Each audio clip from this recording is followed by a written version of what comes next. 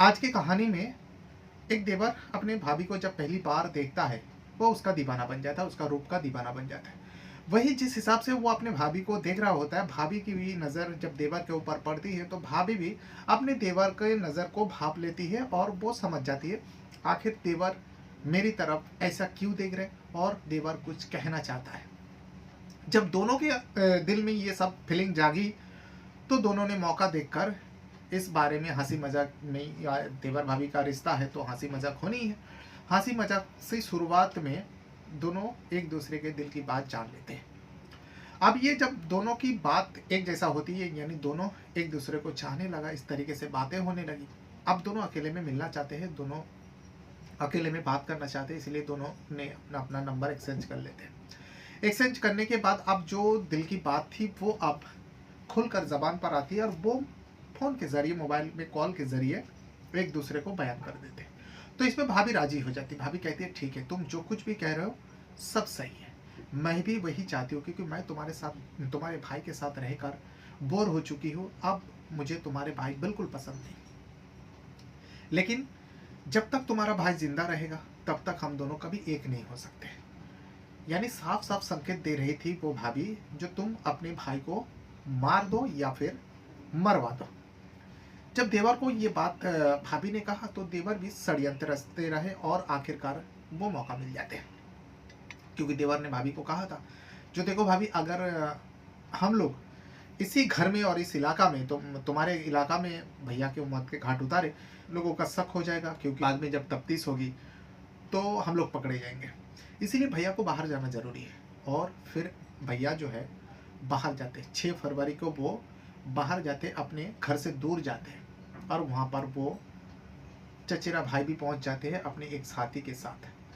फिर वो पत्नी फ़ोन कर कर अपने देवर को बताती है, जो देखो, आज मौका अच्छा है, दोबारा तुम्हारा भैया कभी घर पे लौट के आना नहीं चाहिए, तो तुम लोग आज ही तुम्हारे भैया का काम तमाम कर दो, फिर हम दोनों खुल कर मिल सकते हैं। चचेरा भाई जो है वैसे ही करते, अपने साथी के साथ मिलकर पहले बड़े भाई को जमकर शराब पिलाते, और शराब पिलाने के बाद घर छोड़ने के बहाने उस भाई के गला घोट देते, और नदी के पास झाड़ियों में फेंक कर वो दोनों वापस आ जाते हैं।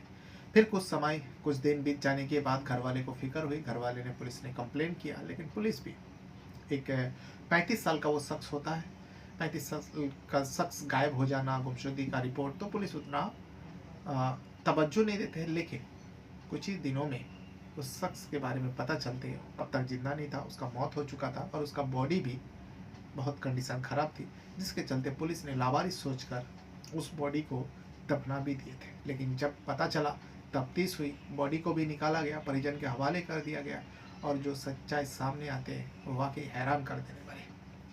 तो आज मैं इसी घटना को सुनाने जा रहा हूँ। तो अगर आप लोग पहली बार इस चैनल यानी क्राइम आइडियाज़ चैनल पर जुड़ रहे हो, तो चैनल को सब्सक्राइब ज़रूर कीजिएगा। और जिस भी वीडियो को आप मेरे चैनल पर देखते हो, आप लोगों से मैं बार बार रिक्वेस्ट करता हूँ, आप लोग लाइक बिल्कुल नहीं कर रहे हो। लाइक करने से आपका कुछ नहीं जाएगा, कुछ कहना रहेगा तो भी आप कमेंट बॉक्स में अपना राय दे सकते हो। ये जो घटना है मध्य प्रदेश का दतिया डिस्ट्रिक्ट का है।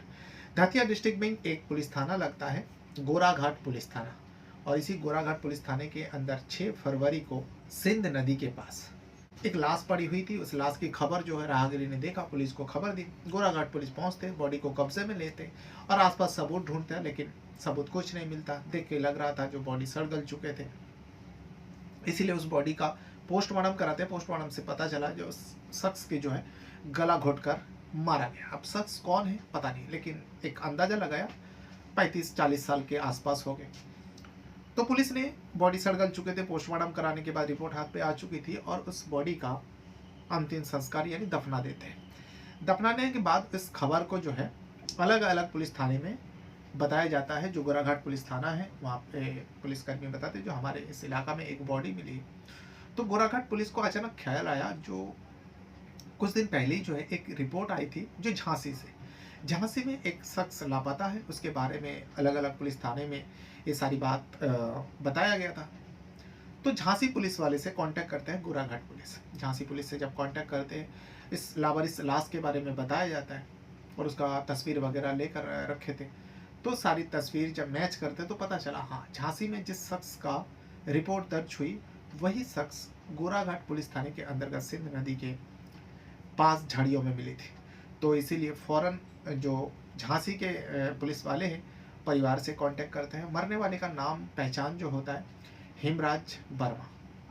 हेमराज वर्मा 35 साल का था और हेमराज कुछ दिनों से लापता चल रहे थे, जिसके चलते ये 8 फरवरी 2026 के उसकी बॉडी के बारे में झांसी पुलिस को पता चली थी और परिवार को बताया।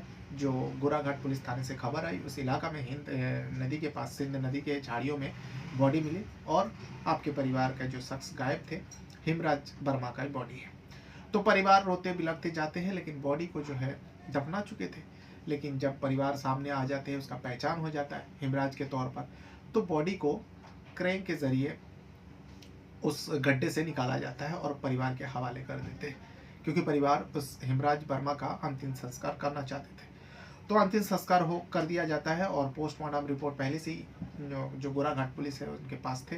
क्योंकि ये मामला जो है गोराघाट और झांसी के पुलिस थाने के अंतर्गत है, दोनों पुलिस थाने के पुलिसकर्मी मिलकर इस घटना का खुलासा करना चाहते थे। इसीलिए झांसी में पुलिस वाले कांटेक्ट करते हैं, हेमराज वर्मा के परिवार से बातचीत करते हैं और हेमराज के पूरा डिटेल ले लेते हैं। मोबाइल नंबर लेके सर्विलांस पे डाला था, लोकेशन चेक किया था जिस दिन वो घर से निकला था, क्योंकि घर वाले ने कहा हेमराज के परिवार में हेमराज के पिता है और बीबी है बबीता, 2 बच्चों की माँ है और यानी 2 बच्चे भी हैं हेमराज का।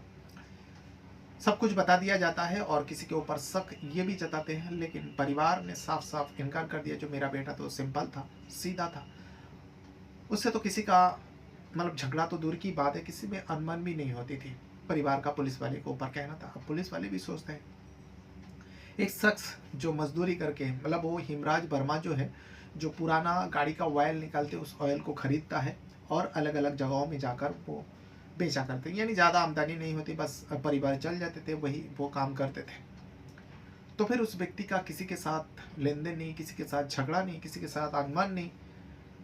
तो फिर उस शख्स को, क्योंकि पोस्टमार्टम रिपोर्ट से पता चला गला घोटकर मारा गया और उसका बॉडी झाड़ियों में गिरा रहना, और जिस वक्त उसकी मौत हुई थी शराब के नशे में था, तो यानी पहले शराब पिलाया गया फिर उसको गला घोटा गया।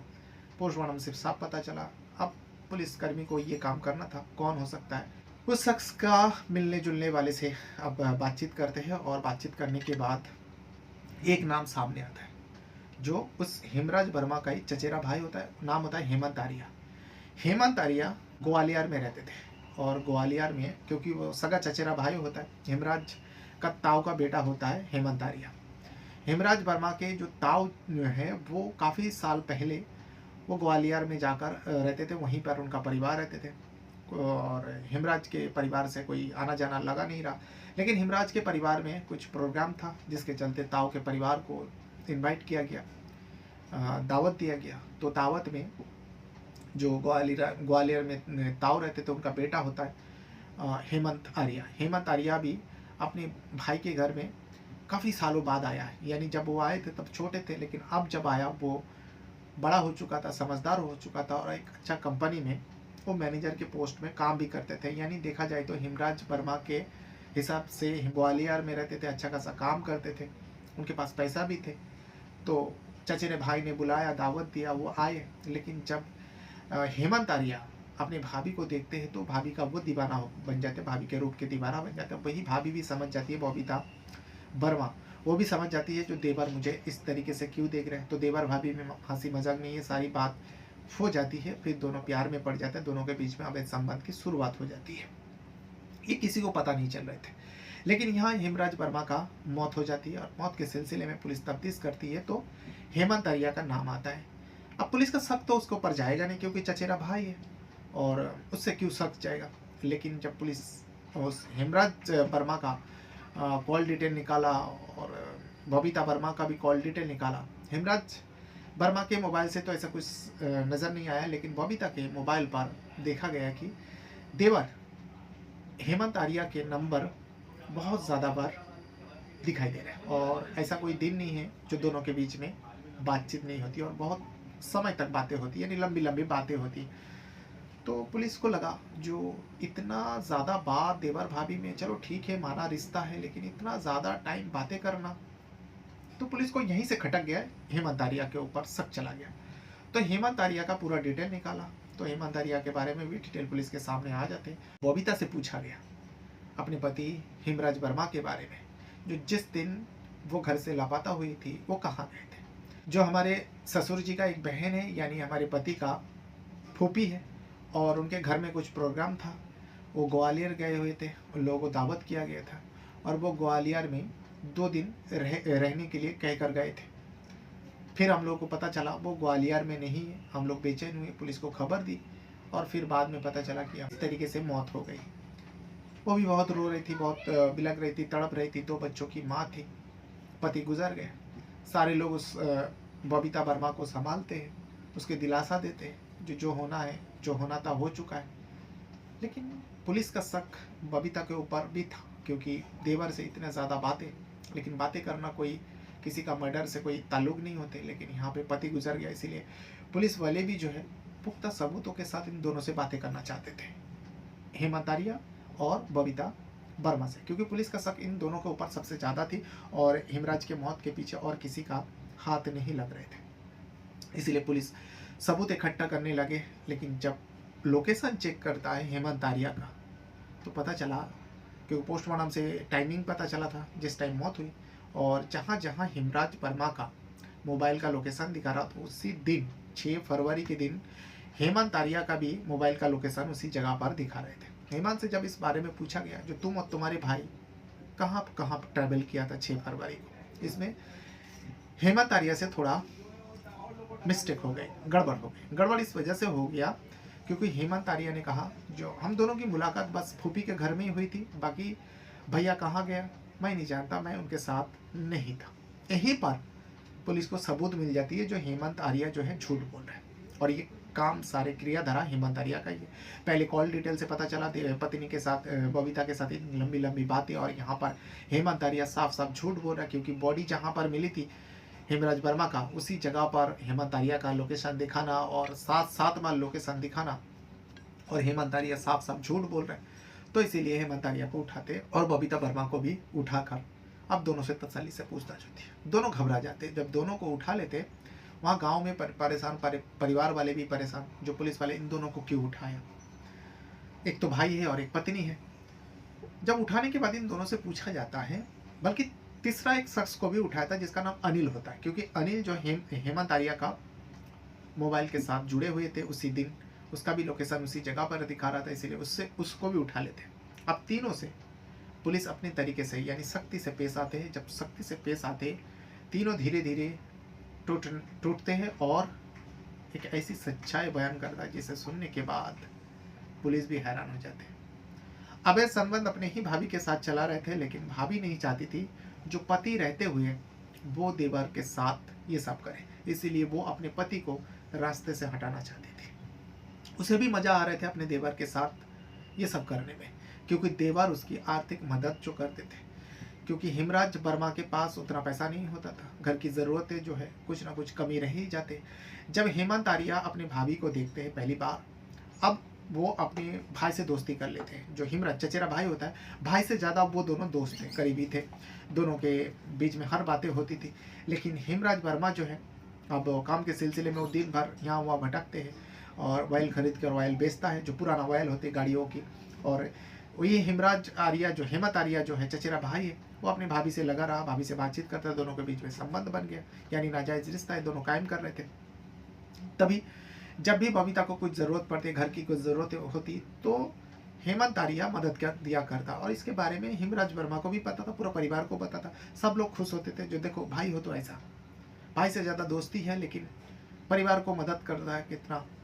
इसीलिए हेमंत आर्या का आना जाना किसी को खटकते नहीं थे। एक तो चाचा का घर था, चचेरा भाई रहते, भाभी रहते, परिवार के लोग रहते, बच्चों से भी अच्छा पहचान हो गए थे, वो लोग भी चाचा चाचा करते हेमंत आर्या को। सब कुछ ठीक ठाक चल रहा था, लेकिन इन दोनों के बीच में जो खिचड़ी पक रहा था, इसके बारे में किसी को नहीं पता था, यहाँ तक कि पति को भी भनक नहीं लगे। इन दोनों के बीच में अवैध संबंध हुआ, अब ये सिलसिला कायम होते रहा, लेकिन अब दोनों से रहा नहीं जाता। खास करके बबीता वर्मा जो है हेमराज वर्मा का पत्नी, वो साफ साफ अपने देवर को कहती है, जो देखो कब तक ऐसे छुप छुपा के हम दोनों मिलते रहेंगे, मैं चाहती हूँ हमेशा हमेशा के लिए हम दोनों एक हो जाए। तो हेमंत आर्या कहते तो भाभी इसमें क्या कर सकता हूँ, भैया जब रहते हैं मुझे डर लगता है, मैं जब तुम्हारे से मिलने जाता हूँ तो ऐसा लगता है भैया ना आ जाए, कोई देख ना ले तो फिर क्या होगा। तो बबीता इसमें कहती है, ये दोनों बाकायदा पुलिस के सामने बयान करते हैं, बताते हैं, अपना गुनाह कबूल करते हैं।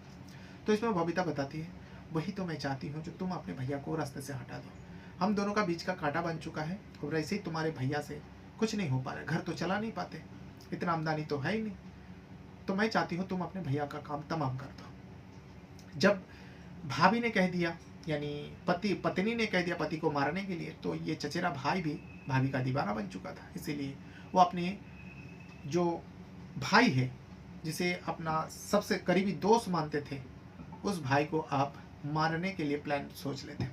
प्लान होता है जो उसके घर में नहीं मारेंगे, क्योंकि उनके घर में जाकर मारेंगे तो यानी जो झांसी में है, झांसी में जाकर मारेंगे हेमराज के घर में, तो सब कहीं ना कहीं परिवार के ऊपर जाएगा, पत्नी के ऊपर जाएगा, या फिर हेमंत आर्या के ऊपर जाएगा, क्योंकि हेमंत आर्या का आना जाना लगा रहा। तो इसीलिए हेमंत आर्या कहते जो भाभी कैसे भी करके भैया को ग्वालियर भेजो, और ग्वालियर में जब आएंगे यानी बाहर भेजो, और बाहर में अगर भैया की मौत हो जाए तो किसी की शक जो है हम लोगों के ऊपर नहीं आएंगे। ये प्लान अपने भाभी को बताती है, हेमराज वर्मा के पत्नी बबीता को बताते हैं।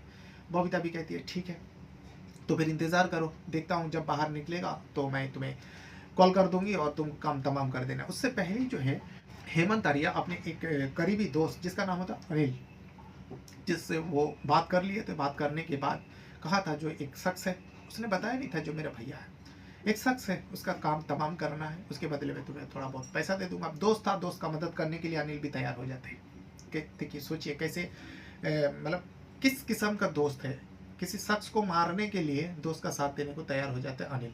अनिल भी हेमंत आर्या का साथ देने के लिए तैयार हो जाते हैं, और फिर फूफी के वहाँ से दावत मिलती है। यानी जो हेमंत आर्या का फूफी है वही हेमराज वर्मा का भी फूफी है। फूफी के वहाँ से दावत आती है, क्योंकि जन्मदिन में एक प्रोग्राम था, उस प्रोग्राम में शामिल होना था, और ये ग्वालियर में थे। तो हेमराज भी अपना घर से जाते हैं, 2 दिन रहने के लिए कह कर जाते हैं, जो मैं वहाँ जाऊँगा, बहुत दिन बाद जा रहा हूँ, तो हो सकता है मुझे 2 दिन टाइम लग जाए। 4 फरवरी को हेमराज अपने घर से निकला था।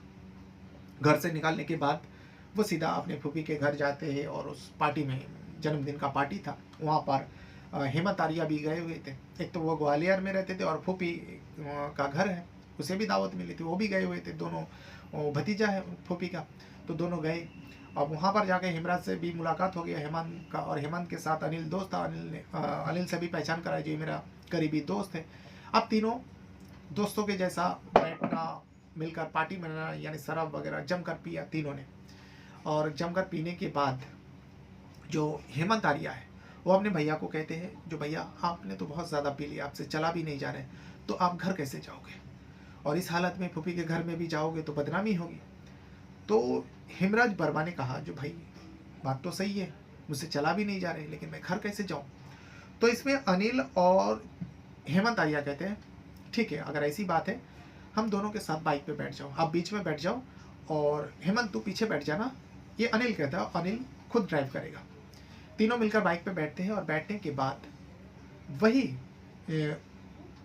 सिंध नदी आती है, और सिंध नदी के किनारे से चल रहे थे, एक सिंध नदी का पुल आती है। उस पुल के पास जैसे ही पहुँचते, सुनसान था, रात के समय था, वहाँ पर रुकते हैं। जो बहुत ज़्यादा पीने की वजह से बार बार सुसु भी आ रहे हैं, लेकिन ये दोनों तो प्लान करके ये सब कुछ कर रहे थे।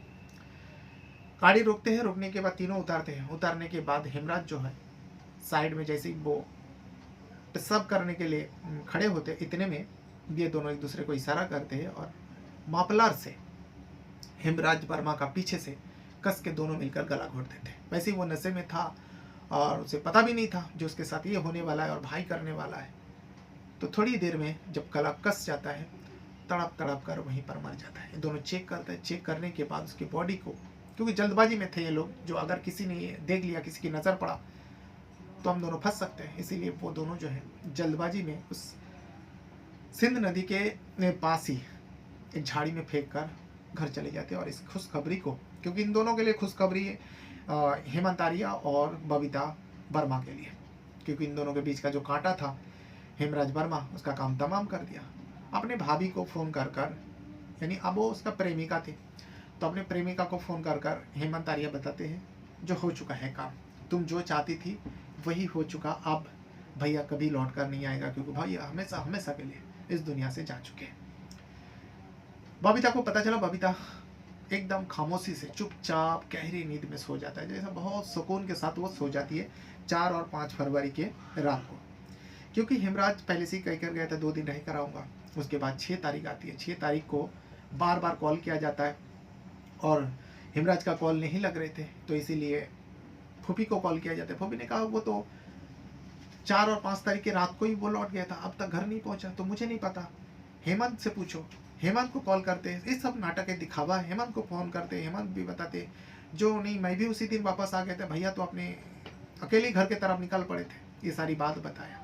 लेकिन इन तीनों ने, मतलब बीवी को तो पता थी, और फिर हेमंत और अनिल ने मिलकर हेमराज का कत्ल कर दिया था। ये सारी बात छुपा कर लोगों के साथ ढिंडोरा पीटते रहे और हेमराज का गुमशुदगी का रिपोर्ट जो है झांसी पुलिस थाने में जाकर दर्ज करवा दिया। ये वो पूरा घटना है जो देवर और भाभी ने अपने अवैध संबंध को हमेशा हमेशा के लिए कायम रखने के लिए इस घटना को रचा और उसको अंजाम तक पहुंचाया। इस घटना के बारे में अगर आपको कुछ कहना रहेगा तो कमेंट बॉक्स में अपना राय ज़रूर दीजिएगा, और अपने साथ साथ अपना परिवार का भी बहुत ज़्यादा ख्याल रखिएगा। बहुत बहुत धन्यवाद करता हूँ। Thank you very much.